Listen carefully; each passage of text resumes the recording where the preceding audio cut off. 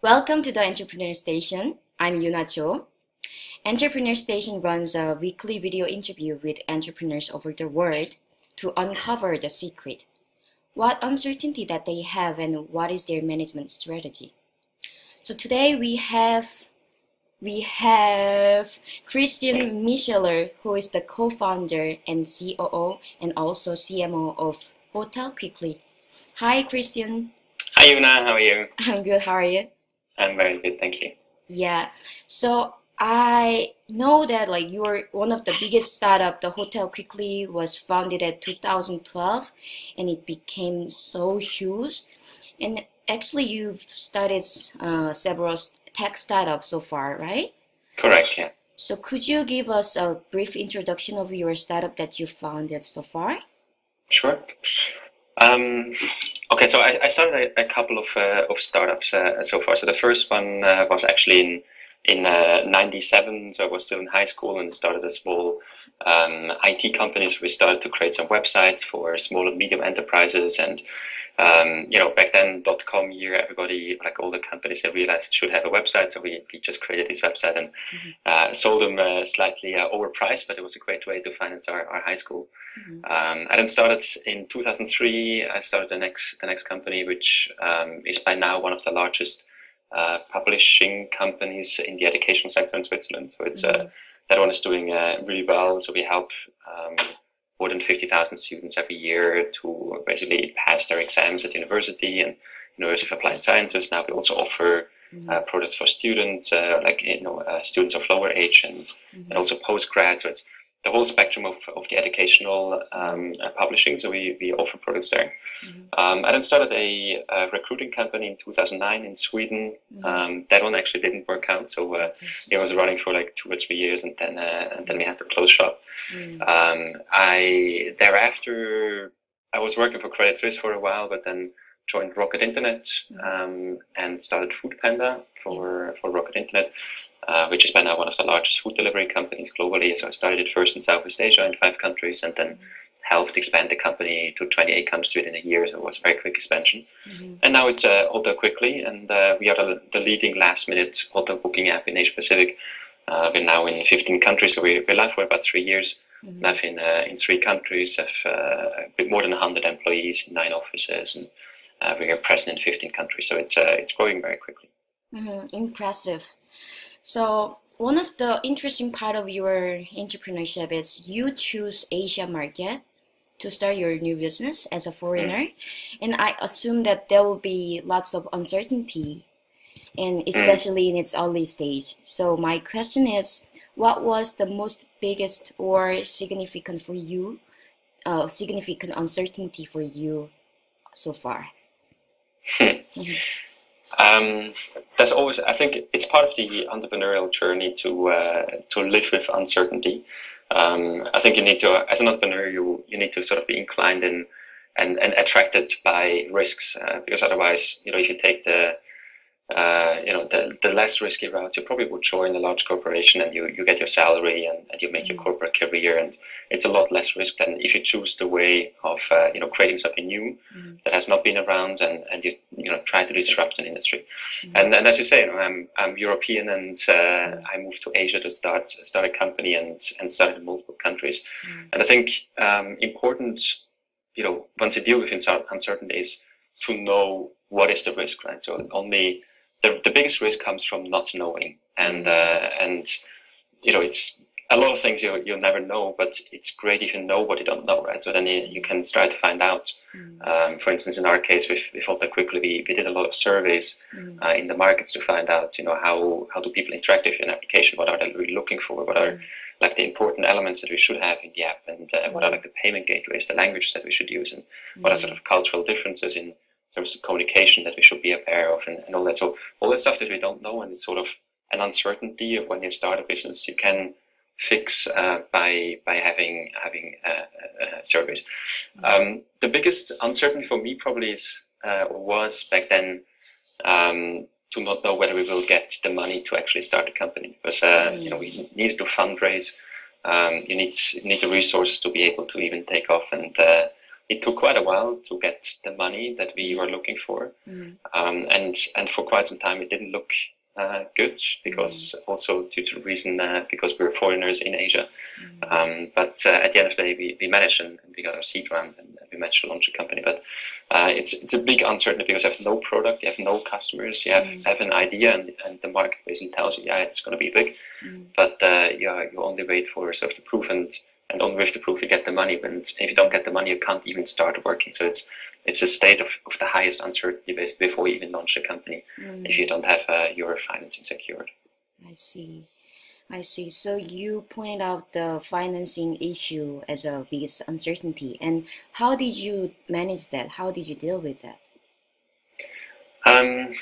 We thought initially, when we started the fundraise, we thought it's going to be a walk in the park, because everybody should understand the problem very quickly, and be able then also to understand our value proposition, and should be happy to give us their money, because we're going to make them a lot more money by starting this company. But it turned out it's not that easy, and especially in Asia, we didn't have that big of a network, so we were very dependent on introductions. So we start to build up our network, and ask people to introduce us to other people, to potential investors. Even though these investors might not have invested themselves, but they knew, of course, also other investors, and they made further introductions, and it took a lot more time. And again, it was important for us to map out what have we done so far? What is the uncertainty? What are sort of the things that we can do in-house internally, and where do we need support, and to map out what is the risk that we have at hand. And I think by trying to understand, and then understand the size of the problem, and be able to slice it up, and then take actionable steps towards fixing it, that's a good way to go about a risk, and then trying sort of to fix it, and actually do something to change the situation. So you mentioned that, like, breaking down the big chunk into the small chunks that we can actually activate the action. Correct. That was your management strategy. Absolutely. Great. So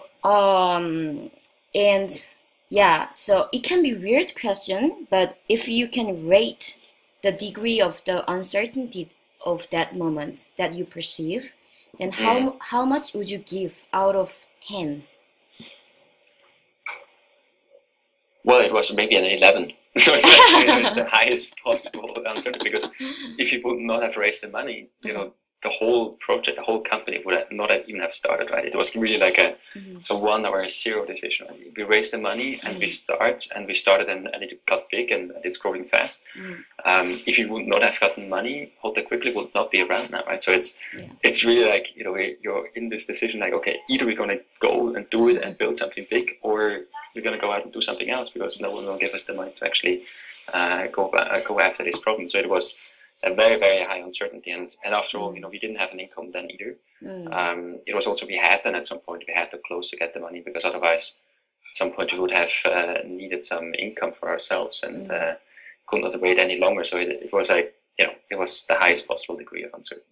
I see.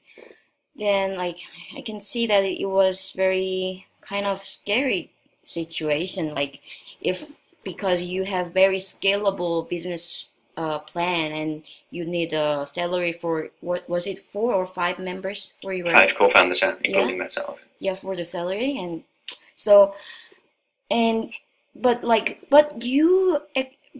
anyway, you managed that finally. And do you think you have more willingness to bear the uncertainty than non-entrepreneur or other people? Yes. I think it's to a large extent entrepreneurs in general. As I mentioned at the beginning, I think entrepreneurs in general, they are more ready to take risks, more willing to take risks, because they look at the bigger picture. They look at the upside potential. Like a risk always comes with potential reward. Otherwise, you wouldn't take a risk if there's only downsides. You would be stupid to take that risk. But usually, risk comes with a potential reward, and I think entrepreneurs are more focused on the upside, on the positive thing that come with the risk. And I think non-entrepreneurs are more focused on the negative side, right? So what could happen, if that risk really materializes, then, there's something that goes wrong, and you would have to it will be sort of a misery in your life, maybe, or whatever the risk might be. But I think that's sort of the different approach to it. And entrepreneurs, because there's so much stuff that always goes wrong, and you make so many mistakes all the time, and you constantly learn from these mistakes and improve and get better, that you need to be willing to make mistakes. You need to be willing to take the risk of uncertainty, because otherwise you wouldn't make mistakes if everything is certain and you know what to do. So you need to be, to will to go down that road and take sort of the low risk travel and look at like the bright side of life, because if you would always focus on the negative things and the risks, it would not be a pleasant life. But if you can sort of exclude these risks and really look at what is ahead of you and what you could achieve if you really push hard, then I think that's what makes entrepreneurs. And in my case, I think it's also the comfort zone, gets widened. So the more you really go to this number 10 risks, as you described them, it widens your comfort zone. And the more you step out of your comfort zone, the more you really experience stuff that previously didn't experience, and you learn more and you develop yourself. And the next time you get to a similar situation, it's not that new anymore, and you remember back then you also managed to handle that situation. So it's much easier to go through that. So in that sense, I do think it helped me to be more flexible in mind, like mentally and emotionally, and be less stressed out about uncertainty. I see. So to summarize what you said is, you still perceive the uncertainty, like more than 10 level, but you try hard and push yourself to go further. Then what made you go further and try hard? What was your motivation? The upside potential. So the belief that we can make it happen. The belief that if we get the money, that we can build a company, as we now did, right? So it's we imagined ourselves in that stage of being sort of successful and managed to grow the company, and even now, right? So it's even now, even though we grow to a certain stage, we're still at the beginning, right? And now we picture ourselves in like 2-3 years time from now, and see the company in a much bigger stage. And now we just push really hard to achieve that level. So it's that focus on and the belief that you actually can make it happen. I see. Awesome. It has me inspired a lot. And so my last question is, so I expect many prospect entrepreneur or early entrepreneur would see this video, just like me.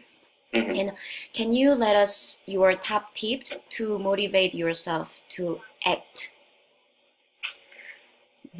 I never started a company alone. And I think because everybody always has like certain mood swings, and sometimes you have a good day, sometimes you have a bad day, and you need people around you that bring you through the bad day. Because if you have too many setbacks, and you start to lose focus on the bright side, you start to lose focus on the potential, the upside, and if you have people around you, even if it's like only one co-founder or a second co-founder, it's very unlikely that they have a bad day also at the same time as you have. And then there's always somebody who's like positive and like full of energy and pulls everybody and pulls you out of that bad mood again and helps you to push and move forward.